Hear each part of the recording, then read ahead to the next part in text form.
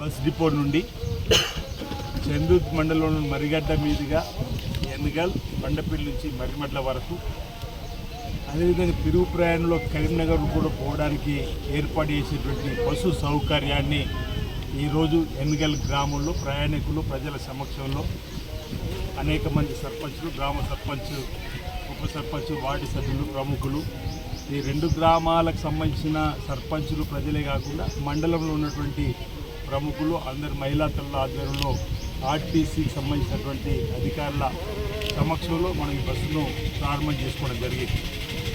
ఈ సమయంలో, ఈ సందర్భంలో ఇక్కడ ఉన్నటువంటి వాళ్ళు చెప్పేటప్పుడు ఇప్పుడు 20 ఏళ్ల కింద ప్రైవేటు సర్వీస్ ఉన్నప్పుడు మరిగడ్డ నుంచి బండపల్లికి, బావుసాపేటకి సంబంధించి ఎన్నికల మీదకి బస్సులు వేయటివి.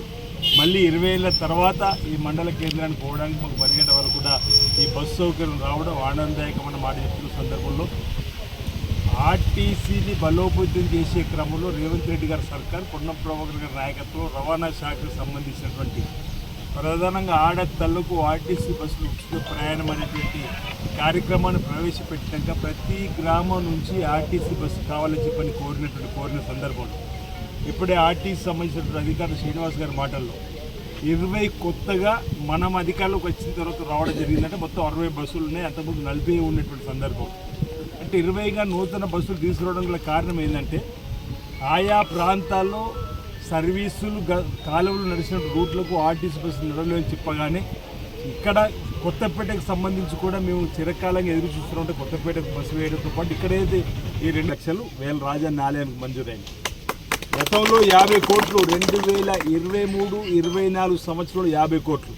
గత ప్రభుత్వంలో రాజకీయంగా ఇది విమర్శగా చూస్తారేమో కానీ నా లగ్యం ఇక్కడ ఏందండి కేసీఆర్ గారు మీరు చూసారు. 100 కోట్లు తక్షణం విడుదల చేస్తా అన్నాడు. తర్వాత బడ్జెట్లో 100 కోట్లు ఏటా అన్నాడు. అనా పైసలు ఇవ్వలేదు, మీరు చూసారు. మనం వచ్చిన తర్వాత రేవంత్ రెడ్డి గారు పాదయాత్రలు వచ్చినప్పుడు ఈ ప్రాంతంలో బస చేసినప్పుడు స్వామివారి సన్నిధిలోకి వచ్చినప్పుడు స్వామివారికి అభిషేకం చేసుకొని వచ్చిన తర్వాత గత ప్రభుత్వం ఇచ్చిన మాట తప్పింది. మీరు ఆశీర్వదించి వచ్చిన తర్వాత నేను దేవాలయ అభివృద్ధి పత్రంలో తీసుకొని పోతామని ఇచ్చిన మాట ప్రకారం 50 కోట్లు 23-24 బడ్జెట్లో పెట్టుకున్నాం, మీరందరూ చూశారు. 100 కోట్లు 24-25 బడ్జెట్లో పెట్టుకున్నాం, మీరందరూ చూశారు. 150 కోట్లతో పనులు శరవేగంగా జరుగుతున్నాయి. వేలాల్లో బ్రిడ్జి నిర్మాణమే కానీ, రోడ్డు వెడల్పే కానీ, రాజన్న ఆలయంలో అభివృద్ధికి సంబంధించినటువంటి అంశంలో 45% పనులు జరుగుతున్న వేళ మరో 99 కోట్ల 40 లక్షల రూపాయలు అవసరం అనగానే నిన్నటి రోజు గౌరవ ముఖ్యమంత్రి రేవంత్ రెడ్డి గారు జీవోనిచ్చిండు, మీరు అందరూ కూడా చూశారు. దీనివల్ల మిగతా పనులు కూడా తరగతిని పూర్తి చేసుకుని ఓ సంవత్సరం లోపల రాజన్న ఆలయానికి వచ్చేటువంటి భక్తులకు శీఘ్రంగా స్వామివారి దర్శనం, స్వామివారి ఆశీస్సులు ఈ ప్రాంతం లోక కళ్యాణం జరగాలి.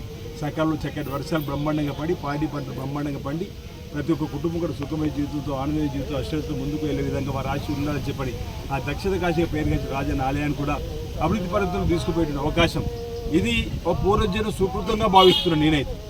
ముఖ్యమంత్రి రేవంత్ రెడ్డి గారి సహకారము, జిల్లాకు సంబంధించిన మంత్రులు పొన్నం ప్రభాకర్ గారు, శ్రీధర్ బాబు గారు, అదేవిధంగా జిల్లా ఇన్ఛార్జి తిమ్మల నాగేశ్వరరావు అధికారుల సహకారం కూడా ఈరోజు మన కంది ఉప ముఖ్యమంత్రి బట్టి విక్రమార్క గారి సహకారం కూడా అది ముందుకు పోతున్నటువంటి సందర్భంలో ఇది నా ఒక్కడికి సంబంధించినటువంటి